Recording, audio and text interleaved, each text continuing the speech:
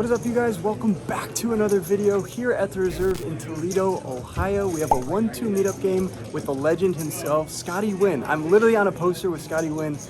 I bet 100,000 with this hand, baby. Rubbing it in. Hall of Fame bluff. I told you 21. I thought I played blackjack. God damn. It's all thanks to you guys and your support. Big things in 2023 already happening. If you guys have not checked out Live at the Reserve, go do that. They have a YouTube channel.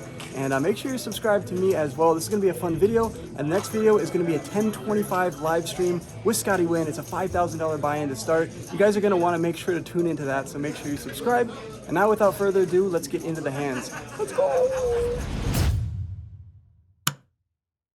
You know it's gonna be a great day of poker when the card room stacks the fridge with Bang Energy. Where's my sponsorship already? We hop into the 1-2 match the stack game for $1,000. First hand of the night, we look down at King 10 of hearts from the button straddle. I put the 10 bucks out there, so under the gun comes in for a $30 raise. Coming in on the button here, I decide just to put in the call in position. We are going heads up to a flop, which gives me top pair 10-4-3 with 2 diamonds. Under the gun does not slow down on this board. He's representing all those over pairs, maybe some pocket 4s and pocket 3s. He bets out for half pot, not going anywhere with top pair and a very good kicker. I put in the call with all red chips and we are off to the turn. The turn now comes an interesting one. It's the deuce of spades. I say interesting because 5-6 now makes a straight. Now how likely he'll have that hand, that's up for you to decide, but I don't think he has 5-6 too often. I think more likely he has a hand like ace-5 if anything. But at the same time, he could still just have ace-king high, ace-queen high. So when he bets out for 60 bucks and I have top pair, gonna be putting in the call once again. Pretty no-brainer in my opinion. And we are off to the river in a $250 pot. The river now comes the 9 of spades, bringing in the backdoor spade draw. The opponent does not slow down once again and bets out for $100 into the $253 pot. Kind of an interesting spot. I think a pair of 10s is too strong to fold, especially with a king kicker. He still could be trying to bluff me off with ace-king, ace-queen. I guess that's a little bit unlikely. Maybe he has a pocket pair. He could have jacks or queens. There's not too many busted draws, so it doesn't feel great, but it also feels really weird to fold top pair. So for that reason, I decided to put in the call. Let's see what he turns over. And sure enough, he's a disciple of Brad Owen. He turns over the jiggities. So yeah, the jiggities get the job done for him there, and he's going to get rewarded with that $450 pot.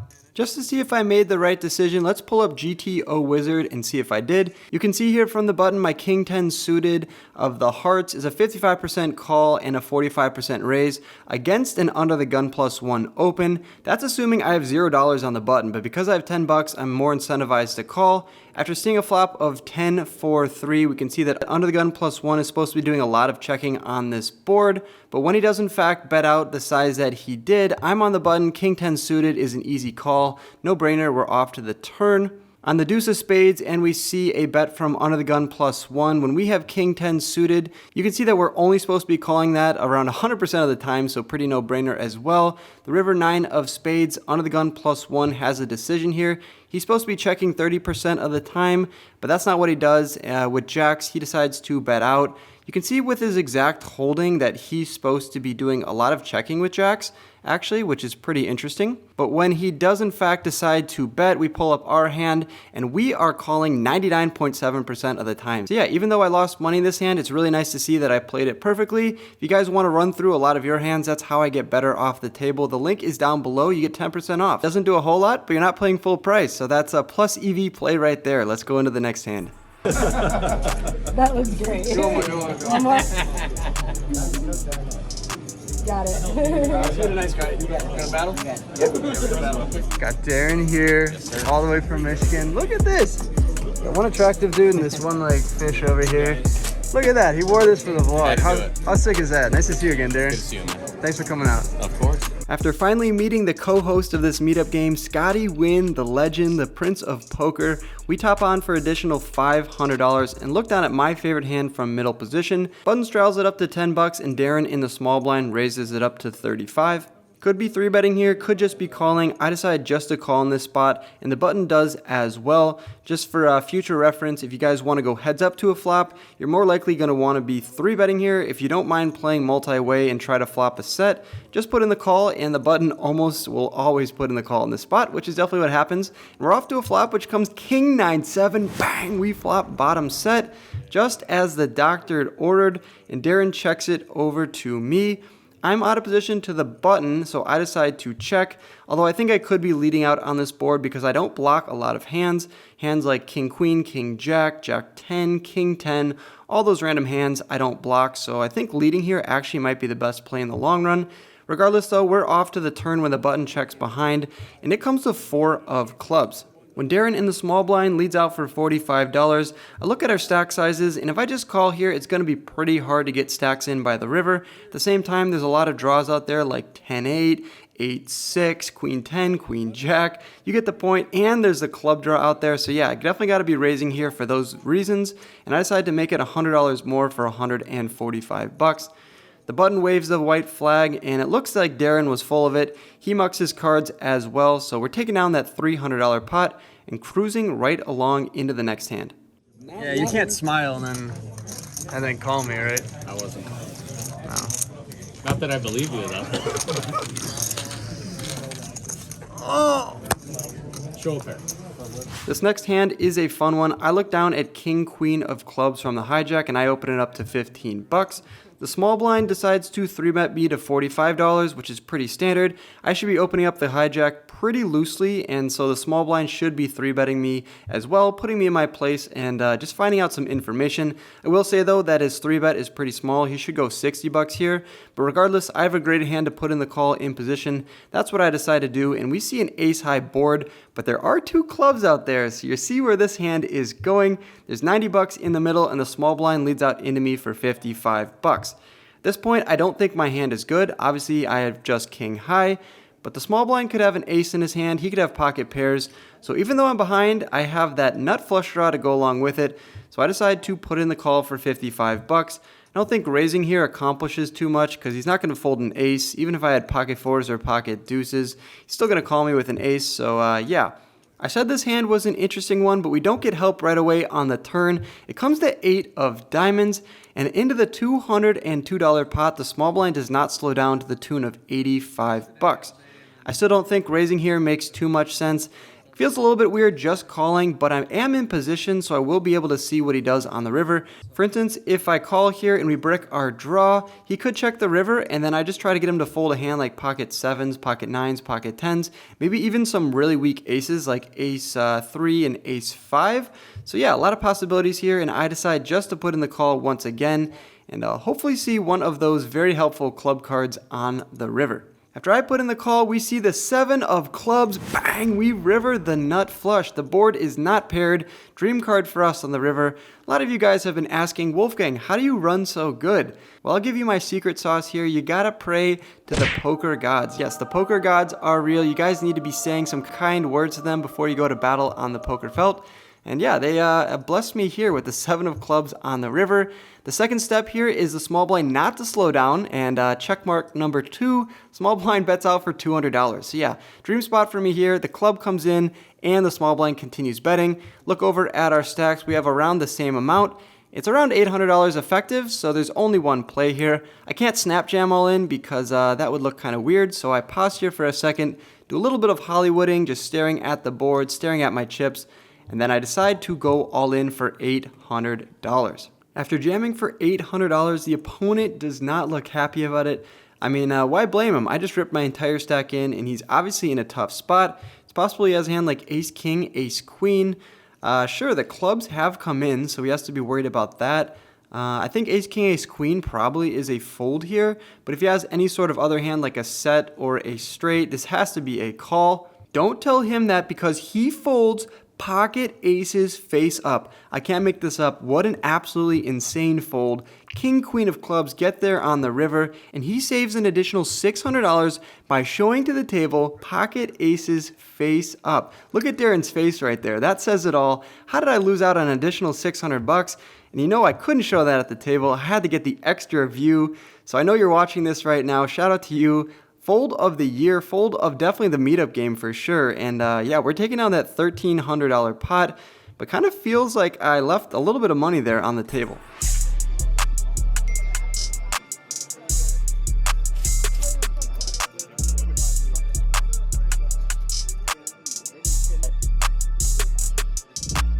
We move to the next table and immediately get surprised with a gift. Mr. Wolfgang, got something for you.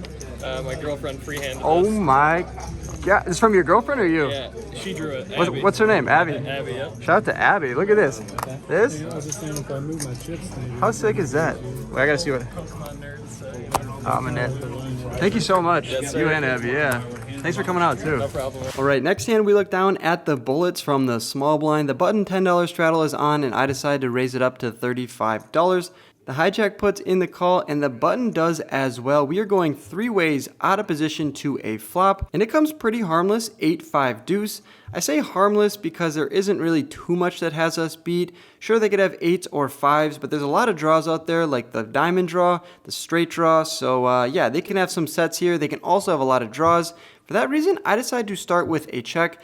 I do also have the ace of diamonds in my hand, so I block a lot of the nut flush draws, but I still think that the opponents will be doing a lot of betting here with all of their hands. So for that reason, I could go for a check raise and put them in a tough spot. But of course, my plan doesn't come to fruition when they both check behind, bringing in a 4 of hearts on the turn. Ace 3, 3, 6, and 6, 7 now get there, so it's kind of an interesting card, but luckily it was not a diamond. I still need to put money in the middle and protect my hand. I also need to figure out where I'm at in the hand, so I decided to bet out for $60, and let's see if we have any takers. Surprisingly, nobody puts in the call. It would have been interesting if somebody did. In the river came a scare card, but lucky for me, I'm just going to take down this $107 pot and move right along in the next one, which is a bomb pot. And it looks like George is going to scoop me in this one. He didn't have any other hands in the hold'em one, so I told him he'd make the vlog here with this PLO scoop. Lucky for him there, and we're going to find ourselves in this next hand where we look down at Jack 5 of spades from the button. I put the $10 straddle out there, and middle position opens it up to 30. The player on his left puts in the call, and I didn't host a meetup game to fold my button straddle, so I decided to put in the call with Jack 5 suited. It's not the Robbie, which would be Jack 4 offsuit. It's a lot better than that. So yeah, definitely have to be calling here with the Jack 5 suited. And we see a nice flop, which comes King, King 3 with 2 spades. When the action checks over to me, I think I have an interesting decision. Checking behind seems fine because we're going to try to realize some equity on the turn. But betting also seems pretty good and just starting to represent any kings that we might have in our range. But I decided to do the first option and check behind because I obviously know the ace of spades is coming in on the turn. Bang, we turn the flush. +2 likes that card as well and he decides to bet out for $30. Low jack puts in the call and now do you go for a raise or just put in the call? The board is paired so we could be up against a hand like ace king, king 3 or pocket 3s. But I think if we don't see a spade on the river, we can definitely get some more money in. So I decide to string them along, just put in the call, not putting them on any too strong of a hand. I put in the call and we see a great card on the river, which comes the 9 of clubs. Just like we planned, the player in +2 decides to jam all in for $71. The other player gets out of the way and we're snap calling here with our flush. The opponent turns over ace 10 offsuit, so we made a pair of aces on the turn and had a spade to go along with it. That spade would have been no good. We have a jack high flush, and that gets us rewarded with this $325 pot. Playing it unorthodox there definitely got us paid the maximum. All right, one of the last hands here. I look down at king 10 of clubs from the low jack. The $5 button straddles on. There's a few callers up to me, and I decided to raise it up with a premium here. King 10 suited is good for $35. The big blind and the player on my right, who goes by Panda, goes all in for less. We're going 3 ways to a flop with Panda all in to our right, and it comes king 7-6 with 1 club. Big blind checks it over to me, and I decide to bet out for $25. I think I have the best hand here. And when you think you have the best hand, you probably want to put some more money in. I put in the $25. The big blind finds a call, and we're off to the turn, which comes the jack of hearts. He checks it over to me for a second time. I bet for a second time, and he calls for a second time. Pretty interesting river card, which comes the queen of diamonds. Brings in some hands like ace 10 and 10-9, I guess. But having the 10 of clubs in my hand is definitely an important card to have. He checks it over to me. I decide to check behind and get to a showdown. And when the big blind turns over 8-6 of hearts, he had a lot of outs on the river. None of them came, and we are going to win that $237 pot. Side note, Panda is an artist here in the Toledo area. He was the one who gave me his music to use in this vlog, so although he lost his hand, guys, go show him some support on his Spotify. Definitely a cool artist, and we want to support everyone that supports this vlog. Go check out Panda on all platforms. After battling it out in the 1-2 streets, we move over to the 2-5 game. Oh look, it's Tweedledee and Tweedledum. What up? Brought a backpack to the casino. It's a grinder. God, table change. We find ourselves in a $1,500 bomb pot going all in on the river, and we're going to get 3/4 of it. But I have 9-5. I have 9-5, so I get 3/4. You got fucked for that spot. Alright you guys, that wraps up that fun meetup game with Scotty Win. It's a 1-2, but ended up playing the 2-5 at the end. Got in for 400 to start, ended up topping up all the way to like 1,500. Got out for 1783, so a profit of 283 in like 4 or 5 hours. But now the real fun begins. We are hopping into the live stream. It's going to be at least a 1025. It's probably going to be like 50, maybe some hundreds on as well. We're going to be in for 5,000, but it's match and stack. If you guys want to see that video, it's going to be in the next one, so you're going to have to subscribe or wait a few days to see that. But as for now, we are booking this profit. Gonna get like 30 minutes of break before into the live stream. Wish me luck. Pocket Sevens, my new hat, link down below. And as always, good luck on the felt. I'll catch you guys in the next video. Peace. Thanks for watching to the end of my video. Click my head below to subscribe and stay in the loop. See you next time.